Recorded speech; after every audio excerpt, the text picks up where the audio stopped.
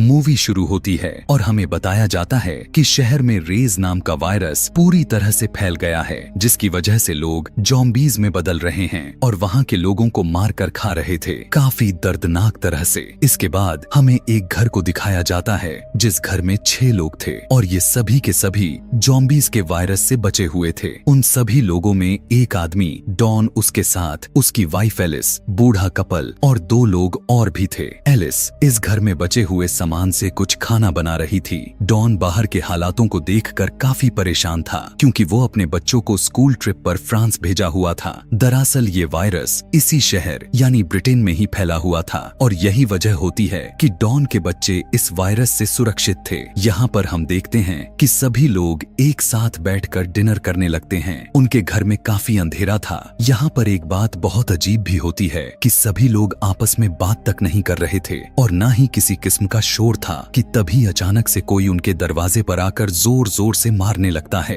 वो कहने लगता है कि प्लीज मुझे अंदर आने दो, प्लीज मुझे बचा लो। दरअसल ये कोई आदमी की आवाज नहीं बल्कि एक छोटे से बच्चे की थी। अब बच्चे की आवाज को सुनकर एलिस कहती है कि हमें दरवाजा खोल देना चाहिए, हम उसकी जान बचा सकते हैं। जब दरवाजा खोला जाता है तब पता चलता है कि बाहर कड़ी धूप थी और दोपहर हो चुकी थी। इन्होंने बस अपने घर में ही अंधेरा किया हुआ था ताकि कोई ज़ॉम्बी इन्हें देख ना पाए। सभी उस बच्चे को अंदर लाकर उसे भर पेट खाने के लिए कुछ दे देते हैं। उस बच्चे से पूछने पर यह बच्चा कहता है कि मेरे मॉम डैड ज़ॉम्बी बन गए और अब मेरे पीछे पड़े हुए हैं, वो मुझे खाने के लिए मेरा पीछा कर रहे थे। डॉन उससे पूछता है कि वे सभी कितने लोग थे, तब वो कहता है कि बहुत सारे। इन सभी में जो 2 और लोग थे उनमें से लड़की बहुत ही ज्यादा डरी हुई थी और ज़ॉम्बी को देखने के लिए बाहर देखने लगती है। उसे बहुत सारे ज़ॉम्बीज़ की आवाजें अपनी तरफ आते हुए सुनाई दे रही थी कि तभी अचानक से एक ज़ॉम्बी आकर उस लड़की पर अटैक कर देता है और उसके साथ और भी ज़ॉम्बीज़ आ गए थे। वे सभी अंदर आने की कोशिश करने लगते हैं।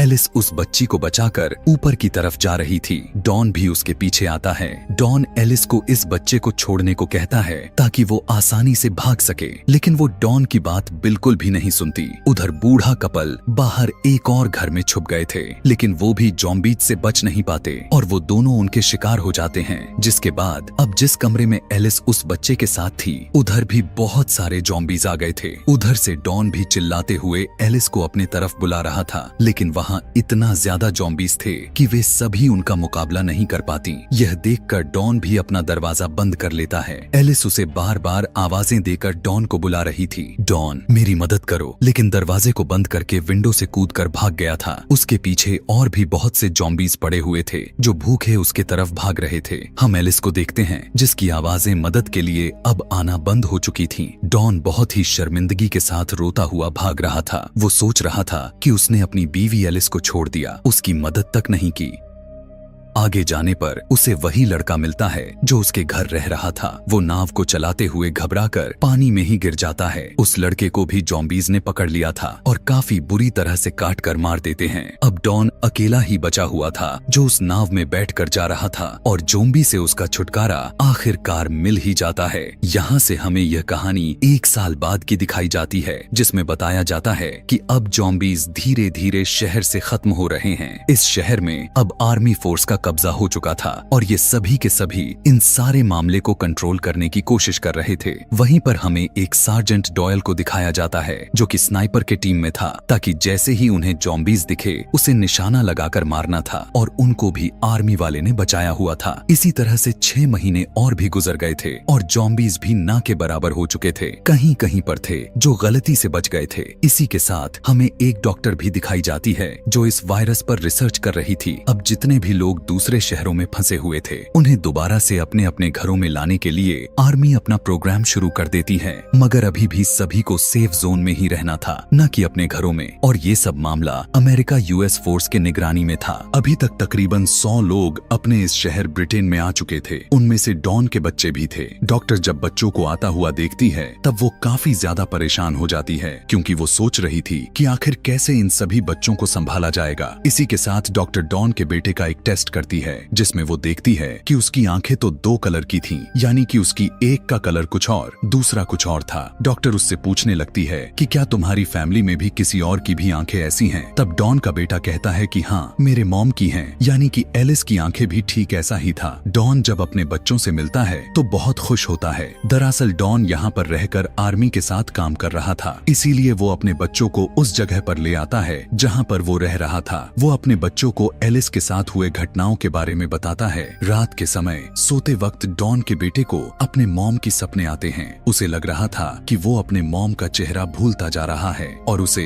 अपने डैड पर शक होने लगता है। इसीलिए सुबह होते ही डॉन को बिना बताए सेफ जोन से निकलकर भाग गए और भागते भागते दोनों अपने घर पहुंच गए थे ताकि वे अपने मॉम की कोई तस्वीर ले सकें। लेकिन आर्मी को पता चल गया था कि 2 बच्चे सेफ जोन से भाग गए हैं। डॉन के दोनों बेटे अपने घर आकर अपनी मॉम की तस्वीरें ले लेते हैं कि तभी वहां पर डॉन के बेटे को घर के ऊपर अजीब तरह से आवाजें आ रही थीं। जब वो ऊपर जाकर देखता है तो वहां पर उसकी मॉम थी, यानी कि एलिस, जिसे डॉन ज़ॉम्बीज़ के डर से उसे यहाँ पर छोड़कर चला गया था। डॉन का बेटा अपने मॉम को देखकर गले लग जाता है, तभी उसे दर्द होने लगता है और डॉन के बेटे दोनों जब घर के बाहर आते हैं तब वो देखते हैं कि वहां पर आर्मी की फोर्स आ चुकी है और उन्हें सेफ जोन में दोबारा से लेने आए थे। अब तीनों को क्वारंटाइन कर दिया गया था और एलिस को बांधकर उसे लैब में रखा जाता है। डॉक्टर्स उसका ब्लड टेस्ट करते हैं। वो यह पता करना चाहते थे कि कहीं एलिस ज़ॉम्बीज़ से इन्फेक्टेड तो नहीं। तभी उन्हें पता चलता है कि एलिस इन्फेक्टेड तो थी, लेकिन उसकी इम्यूनिटी इतनी पावरफुल थी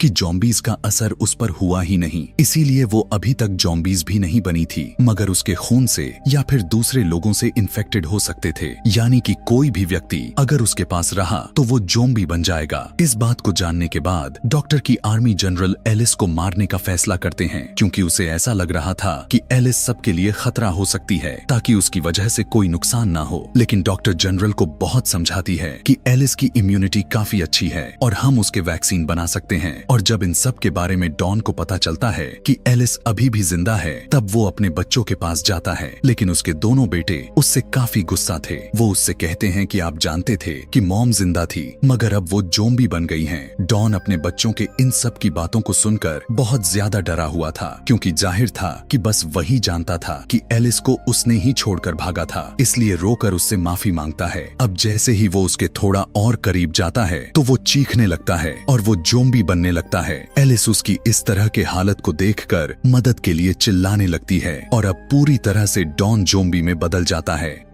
जिसके बाद वो एलिस को काफी खतरनाक तरीके से नोच कर मार देता है। जिसके बाद बाहर आकर आर्मी की टीम पर अटैक कर देता है। डॉक्टर भी डॉन के बच्चों को लेकर सेफ जोन की तरफ भागने लगती है, लेकिन डॉन वहां पर भी पहले से आ गया था और लोगों की चिल्लाने की आवाजों को सुनकर वहां के दरवाजे डॉन तोड़ने लगता है। डॉन का बेटा उसे देखकर भागता है और वो भागकर एक ऐसी वेंट में जाकर छुप जाता है। नीचे से लोगों की चीखने की आवाजें आ रही थीं और डॉन उन्हें काट काट कर ज़ॉम्बी बना रहा था और जितने भी लोग ज़ॉम्बी बने थे वे सभी ज़ॉम्बी एक दूसरे को काटकर उन्हें भी ज़ॉम्बी बना रहे थे। हर तरफ खौफनाक वाली माहौल हो चुकी थी। सभी के सभी अपना जान बचाकर भागना चाहते थे। वहां पर स्नाइपर्स को भी अलर्ट किया गया था, लेकिन उन्हें यह समझने में काफी मुश्किल होता जा रहा था कि भीड़ में कौन ज़ॉम्बी और कौन आदमी है। लेकिन तभी ऊपर से ऑर्डर दे दिया जाता है कि सभी को मार दिया जाए। इस बात को सुनकर उस स्नाइपर डॉयल को, जिसको हमने शुरू में देखा, उसे काफी अजीब लगता है, क्योंकि उसे लोगों को बचाना था, उनकी मदद करनी थी, न कि उन्हें मारना था। वो देखता है कि डॉन के बेटे के आगे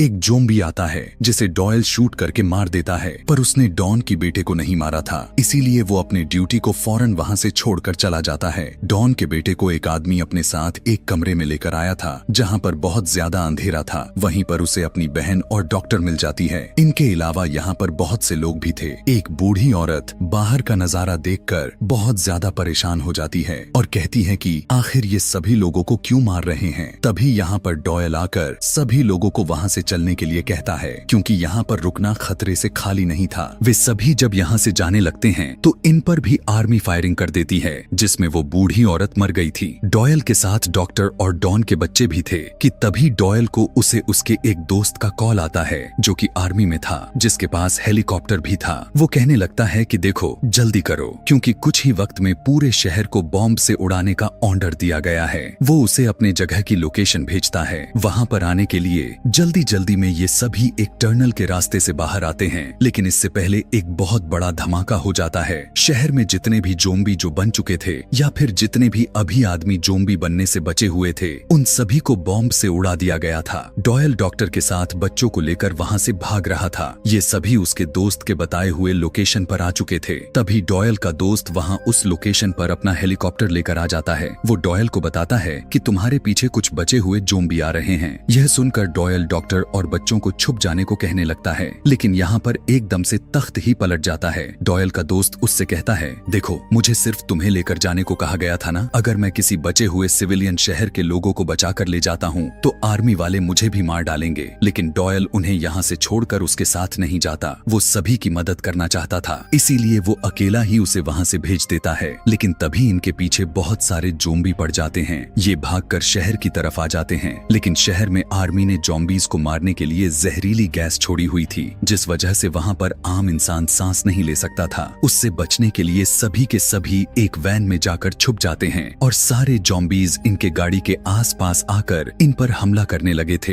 पर गैस की वजह से सारे ज़ॉम्बीज वहीं पर मर जाते हैं। पीछे से आर्मी वाले भी इन सभी को खत्म करने के लिए आ रहे थे और यहाँ पर गाड़ी भी स्टार्ट नहीं हो रही थी। तभी डॉयल गाड़ी से बाहर निकलकर गाड़ी को पीछे से धकेलने लगता है, लेकिन अब वो आर्मी के नजरों में आ गया था। लेकिन आर्मी वाले उसे भी इन्फेक्टेड समझकर मार देते हैं। डॉक्टर बच्चों को बचाते हुए गाड़ी चलाकर टनल तक पहुंच गई थी, लेकिन वहाँ पर भी उन्हें डॉन का ज़ॉम्बी दिखता है। उसने यहाँ पर डॉक्टर को भी मार दिया था, जिसके चलते डॉन के दोनों बच्चे अलग हो जाते हैं। डॉन अपने ही बेटे पर हमला कर देता है, मगर उसके बेटे के अंदर भी एलिस की तरह ही ताकत थी, जिस वजह से डॉन के काटने के बाद उसका बेटा भी ज़ॉम्बी में नहीं बदलता है कि तभी वहाँ पर डॉन की बेटी आकर गन से शूट करके अपने फादर को मार देती है। डॉन के मरने के बाद उसकी बेटी अपने डैड के लिए बहुत ज्यादा रोने लगती है, जिसके बाद दोनों बहन भाई एक स्टेडियम में जाते हैं, जहाँ पर वही डॉयल का दोस्त आता है जो अपने हेलीकॉप्टर से लेने के लिए आया था और इस वक्त भी उसके पास हेलीकॉप्टर था। वो उन बच्चों को देखकर सोचने लगता है कि उसे इन्हें बचाना चाहिए या नहीं। शायद वो इन्फेक्टेड ना हो, लेकिन फिर भी वो उन्हें बचाने का फैसला करता है और अपने हेलीकॉप्टर से दोनों को बैठाकर ब्रिटेन शहर से बाहर लेकर जाने लगा, जो कि ऊपर से हम शहर का नजारा देखते हैं। यहाँ से सीधा हमें 28 दिन के बाद का सीन दिखाया जाता है, जहाँ पर बचे हुए ज़ॉम्बीज एक टनल के रास्ते से पेरिस शहर में घुस चुके थे और डॉन के दोनों बच्चे और उस हेलीकॉप्टर वाले को क्या हुआ और वे सभी कहाँ पर गए, इस बारे में हमें नहीं बताया गया। और इसी के साथ यह कहानी यहीं पर समाप्त हो जाती है। ऐसे ही और मूवी एक्सप्लेनेशन देखने के लिए कमेंट में नेक्स्ट लिखना ना भूलें। Thanks for watching.